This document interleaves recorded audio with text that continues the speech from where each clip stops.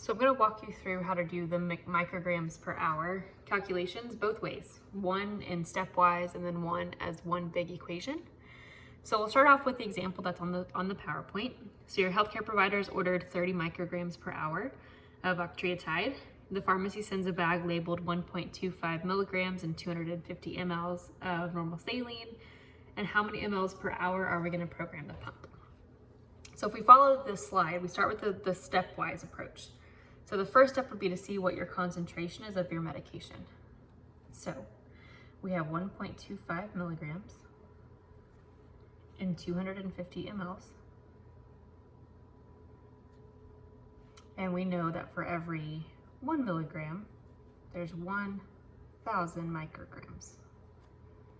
And if we do that math, we wind up with 5 micrograms per milliliters. So we know how many mics are going to be in our solution. So then we would take that concentration to the next step. So our order is for 30 micrograms. So we start with what we know. So we're looking for 30 micrograms in 1 hour.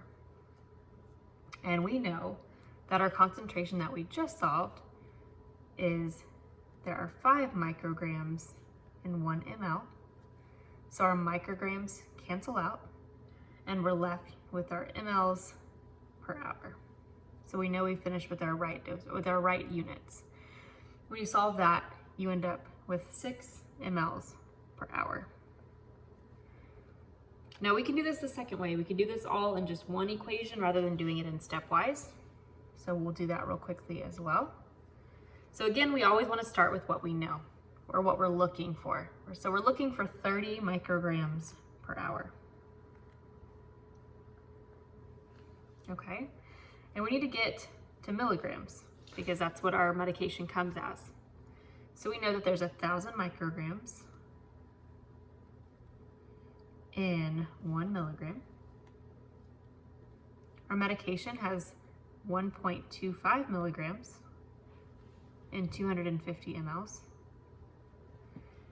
And if we look at our units here, micrograms cancel out, your milligrams cancel out, and again, we're left with our mLs per hour. So we know that we're at our final point. Now, when we solve this out, we get the same thing, 6 mLs per hour. So the important thing with these calculations is to always start with either what we know or what we're looking for. And we want to make sure that our units cancel out. No matter if you do it stepwise, which here you can see the milligrams cancel out, and we're left with mics per ml. But that's the important thing though, either way, we want to make sure that our units cancel out so we know that we're at our final step.